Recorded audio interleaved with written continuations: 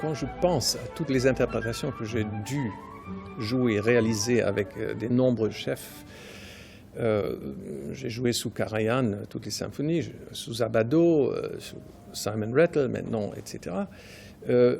Chacun trouve quelque chose qui me plaît, plus ou moins, pas toujours, bien sûr. Tout à l'heure, je disais un exemple, par exemple, avec Karajan, on jouait une septième symphonie de Beethoven avec 14-16 premiers violons.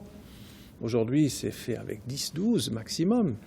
Et il a même doublé les vents, etc., pour donner un effet beaucoup plus monumental. Et le public, ici, a toujours réagi extrêmement violent, presque après les dernières notes, parce que c'était standing ovation immédiatement.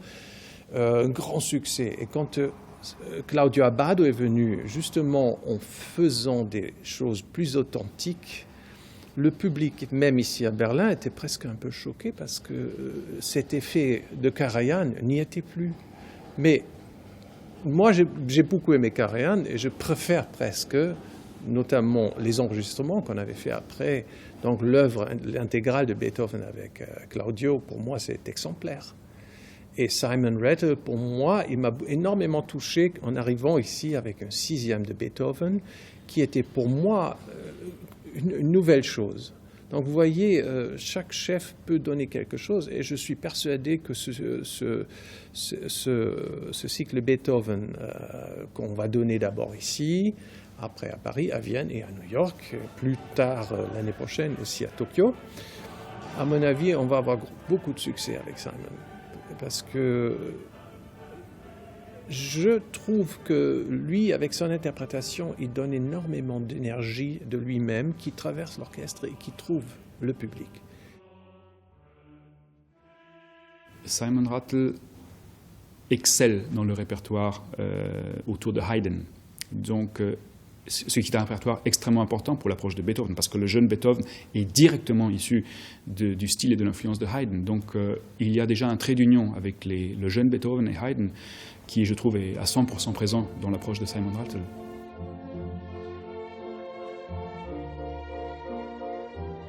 Il porte une recherche sur l'effectif de l'époque. Nous savons que l'orchestre, à l'époque de Beethoven, comprenait très souvent des effectifs énormes, une quantité de contrebasses énormes, des fagottes, des contre-fagottes redoublées, donc des choses qu'aujourd'hui on a du mal de s'imaginer, parce qu'avec l'effet et l'invasion du courant des baroqueux, donc des années 70, 80, 90, nous tendons toujours plus à la recherche de la légèreté, de l'articulation, ce qui est absolument vrai, mais nous tendons à oublier que ceci se faisait à l'époque avec des effectifs très grands.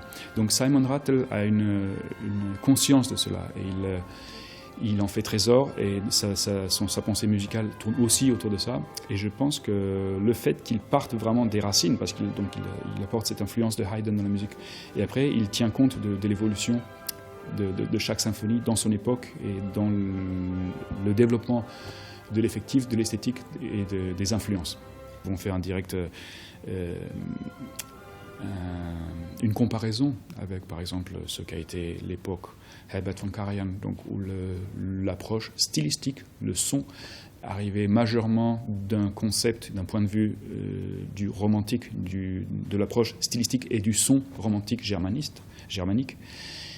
Donc, disons que la vision pour le public est plutôt à l'envers, c'est-à-dire que voilà, le visionnaire, Karajan, le visionnaire où il excellait dans le romantique, il a reculons, il a procédé par les symphonies de Beethoven, et nous écoutons des exécutions de la première, deuxième, voire jusqu'à la troisième symphonie de Beethoven, presque dans une esthétique déjà romantique. Et bien sûr, Simon Rattle voit ça peut-être de façon opposée, il voit ça de l'autre côté.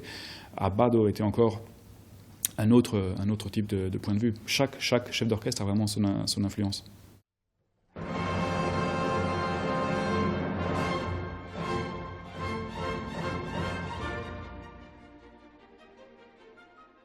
C'est une vision très... je crois qu'il aime bien la transparence. Il aime la transparence, il aime la légèreté. Rattel est toujours quelqu'un qui aime beaucoup, enfin, selon moi, qui recherche toujours les petites choses cachées dans les partitions. Donc, quelqu'un qui